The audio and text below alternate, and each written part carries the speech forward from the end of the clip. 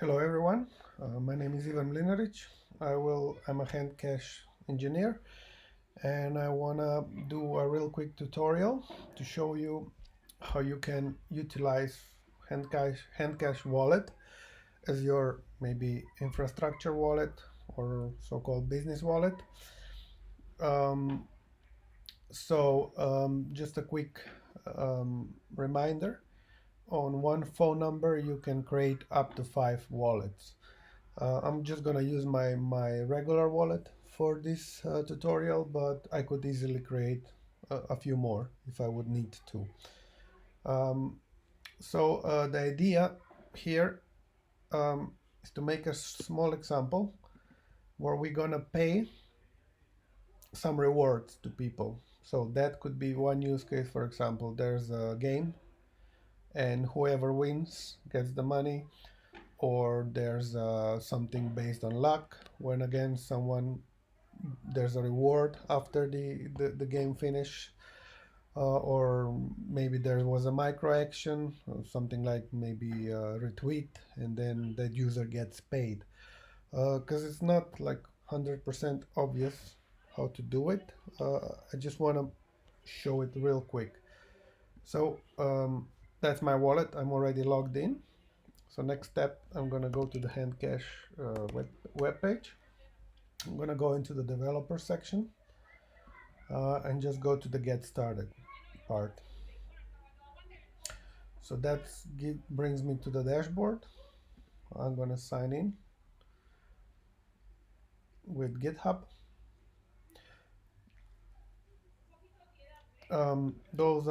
And I'm gonna create quickly one app. That app's gonna be called, for example,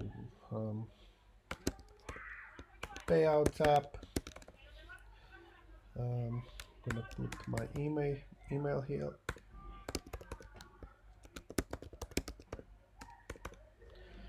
I'm gonna leave this empty for now, so I'm not wasting too much time. I'm gonna just upload the icon. I think there's something like that. Okay. And I'm gonna do here HTTPS. For now, all I need is to use localhost. I'm not gonna deploy this anywhere. And I basically need payments. I will even yeah, and public profile. I thought you can disable it, but it's enabled by default. So and that's it. So now that was successful, and now I have a new app here. What I need is this application ID. I'm gonna copy it, and a secret. That's something that I'm gonna need right now. So that's the example in the code. I prepared just a little bit of boilerplate, so to save some time. I'm not gonna do any server, anything, just command line example. So I prepared just a little entry point of a async block, which just forwards all the parameters that I can send through command line basically to that example. So it slices away first 3 ones, because as you will see, those is like node and the file name, and then the task itself. And we're gonna focus basically on this class. So it's gonna have 4 inputs: amount, currency, maybe some on-chain message. So if there's a game of chance, maybe we want to save proof on-chain, and user node, which is different. User node doesn't go to the chain, but user can see it in the wallet. Like for example, if we check this, for example here, jump or lucky bit or stuff like that. Yeah, that's the node. That this example is doing nothing right now. He just gets those 4 parameters and it's logging them, so we can test that easily. So node, calling the file, I'm naming the example, and then I have 4 inputs. For example, 50 satoshis, some proof, and that note, thanks for playing. So that's just a quick test. Those four parameters went through, they're logged. Now we're going to start here. There's another little piece of code that I just put in a separate file. It could be all together. I put it in the second file just for clarity. As I said before, we had that app ID that I already extracted. I'm going to put it here, and a secret. Now that secret shouldn't be shared around. I'm sharing it obviously because I want to show it. But that's something you want to keep private. And first thing that we need to do is to run URL, which will extract the token that we need so we can access our wallet. So what I'm gonna do, I'm gonna go here. I'm gonna delete this. I don't need this anymore. HandCash service and extract URL. So I'm gonna call this just one more time. Oh, I should log this. Log this console.log.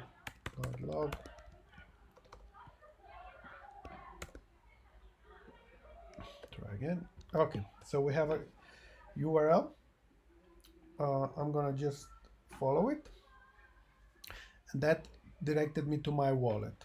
And that app that I just created wants from my wallet certain permissions: public profile and payments, what I selected in the dashboard. So I will authorize it. And now, since I don't run any server on this computer, it doesn't matter. All I really care is so I get this token here, which was being given to me through redirect.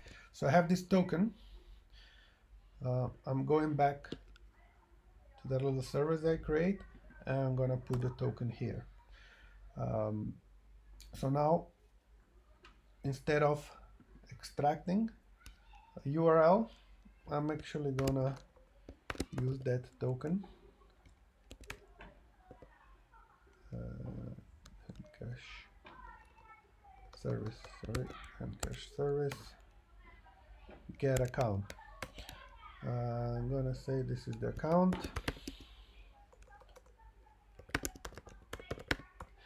Now I'm going back to our documentation.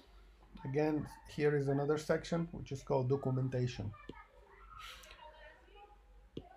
Here are different use cases.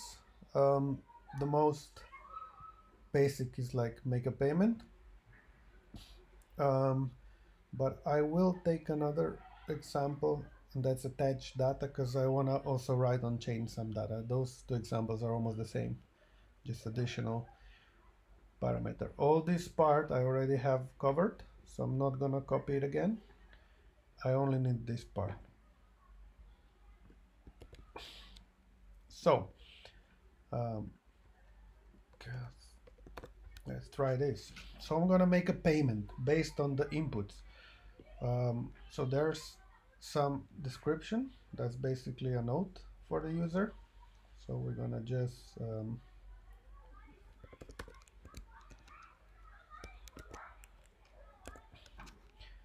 now, who are we paying to? Okay, that's another parameter which was obviously important, and I didn't include it, so I'll add it now. Basically pay mail or alias, so I'm just gonna say receiver.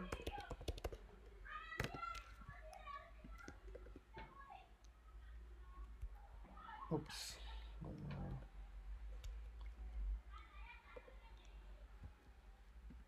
Say, oh, I type. Let's receiver.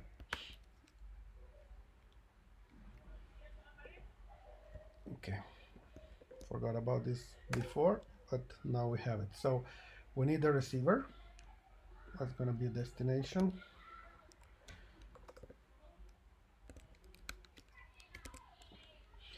We have the currency code and the amount.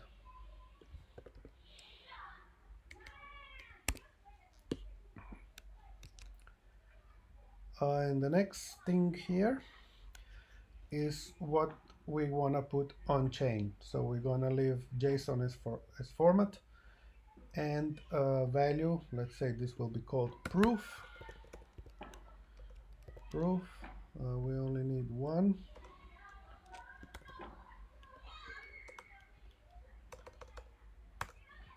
And that's the value, which is on-chain message. So okay, let me quickly review this. So we are getting the account based on the token that we extracted, that token here. Those are payment parameters. So we're gonna add user node. We are adding, in this case, just one receiver for the amount. Obviously, it could be many more, like if someone is taking a cut or something, but let's make it simple. And we're gonna write on top something in operator on chain. We're just gonna put that. So now if I run that same example with, let's pay 50 satoshis with fake proof and some note. Okay. Okay, I made a mistake before. I need to remove that. Let's try again. And as it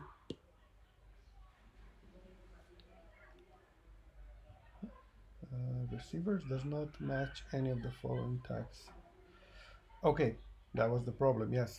Now additional parameter was introduced, so I will pay to myself, but to make it more interesting, I'm gonna use money button. I'm gonna pay to money button, not necessarily to HandCash user. There is still a problem.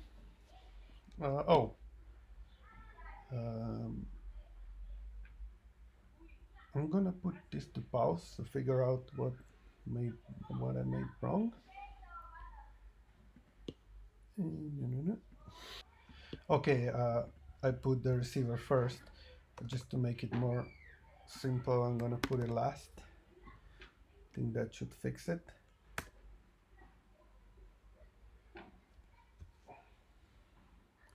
Okay, that's it. I've paid my first payment to the money button of account. So let's check that, how it looks like. So if I go here in the money section, as you can see, I made my first payment of 50 satoshis. If I check my money button account,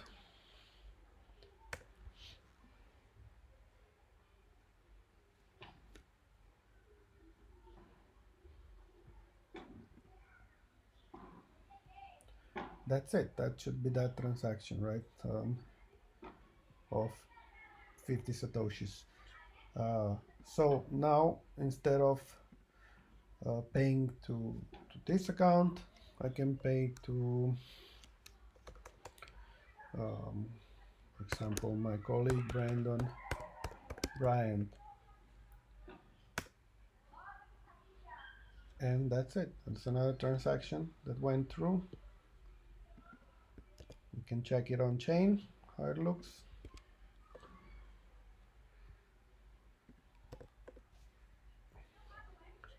It's obviously unconfirmed. It was just broadcast. Another, and we can check what is in the up return. Some proof, right? It was very simple, very quick. Now I can pay as much as I want, as frequently as I want. Very easy to execute. That little piece of code, for example, could now serve me as some payment mechanism from my app that I would build. What I would emphasize here is if you use HandCash Connect for this, you don't need to worry about basically nothing. These run on the same infrastructure as all the user wallets, except we are specializing even better towards developer wallets, which will have even better features and more to output. Plus, you really don't need to know nothing basically on Bitcoin, about Bitcoin itself. You don't need to select UTXOs. You don't need to care about concurrency. stuff like things that are hard to solve in or use in Bitcoin. Um, so, for example, if I just want to run this many times, now I would probably want to write a script, but even if I just manually run this many times, you can see it's very easy to do payments. Um, so yeah, I encourage you to instead of building all your infrastructure yourself, as alternative, you use ours in this way that I showed. And I also want to mention a detail that we're just preparing to soon launch upgraded dashboard where the wallet will be already integrated and stuff will be even easier. But you don't need to wait for that. You can start already now. There are apps doing this already, like Haste, Genuine Retweets, and others. So, um, and obviously, contact us at any point if you have questions or any doubts. Uh, Thanks for watching this.